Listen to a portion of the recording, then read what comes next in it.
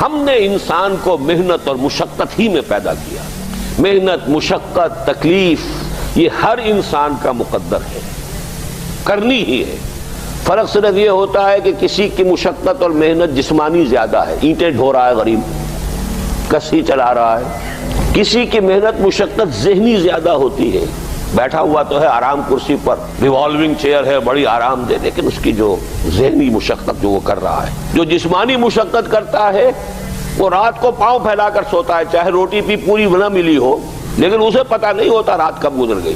اور یہ دوسرے جو ہوتے ہیں انہیں رات کو بھی نیند نہیں آتی، مخملی گدیروں پر بھی نہیں آتی. انہیں ضرورت ہوتی ہے ہپنوٹکس کی بھی، سیڈیٹیوز کی بھی، ٹرینکولائزرز کی بھی، یہ ساری چیزیں وہاں چلتی ہیں، اس لیے کہ ان کی جو کوفت ہے وہ کسی اور قسم کی. لیکن بچا ہوا کوئی نہیں ہے. محنت، مشقت، قرآن نے اتنی قسمیں کھا کر اللہ نے کہا ہے. ہم نے انسان کو، یہاں کسی انسان کی تخصیص نہیں ہے.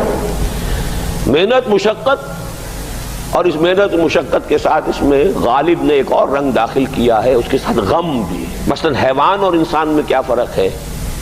بیل ہے، کولو چلا رہا ہے، مشقت تو وہ بھی کر رہا ہے. بار برداری کا اونٹ ہے، بوجھ ڈھو رہا ہے ادھر سے ادھر تک، محنت تو وہ بھی کر رہا ہے. انسان محنت بھی کرتا ہے، مزید اس کو رنج اور غم جو سابقہ اس کو پیش آتا ہے. بیل کو پتہ بھی نہیں ہوگا میری کو اولاد بھی ہے، نسل بھی ہے، وہ کوئی بیمار ہے، کس حال میں ہے. گائے کو بھی اپنے بچے کی خبر ہوگی، وہ چھوٹا سا جب ہے دودھ پیتا ہے، اس کے بعد اسے کیا پتا وہ کہاں گیا کہاں نہیں ہے. انسان کو جو تکلیفیں جھیلنی پڑتی ہیں، پھر جو غم جھیلنے پڑتے، وہ حیوان کے لیے نہیں ہے، یہ انسان کے لیے. اسی لیے کہا غالب نے کہ قید حیات و بند غم اصل میں دونوں ایک ہیں. موت سے پہلے آدمی غم سے نجات پائے کیوں؟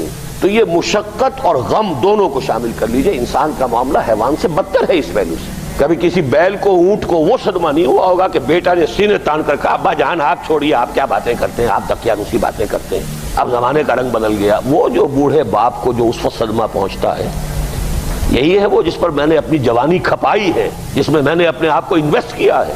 آج یہ میرے سامنے کھڑا ہو کر کیا کہہ رہا ہے. اور یہ تو میں نے بڑی ہلکی مثال دی ہے. گالیاں دینے والے بھی ہیں، ماں باپ کو قتل کرنے والے بھی ہیں. مرتا نہیں ہے بڈھا کہ یہ مرے تو مجھے یہ ساری جائیداد ملے اور مجھے آزادی حاصل ہو. اے انسان، تجھے مشقت پر مشقت جھیلتے ہوئے، محنت پر محنت کرتے ہوئے ہی آگے بڑھنا ہے، اور پھر اپنے رب کے حضور میں پیش ہونا ہے. یہ اور مصیبت ہے. کسی اونٹ اور کسی بیل سے محاسبہ نہیں ہے وہاں. اس روز کہے گا کافر کاش میں مٹی ہوتا، انسان بنا ہی نہ ہوتا میں، جسے آج ہم بہت بڑا شرف سمجھ رہے ہیں، شرف انسانیت. کاش کہ میں مٹی ہوں، یہ انسان کی حیثیت مجھے دی ہی نہ جاتی کہ میں آج یہاں کھڑا ہوں جواب دے کے. حضور نے فرمایا کل نفس یغدو فبائع نفسہ فموتقھا وموبقھا.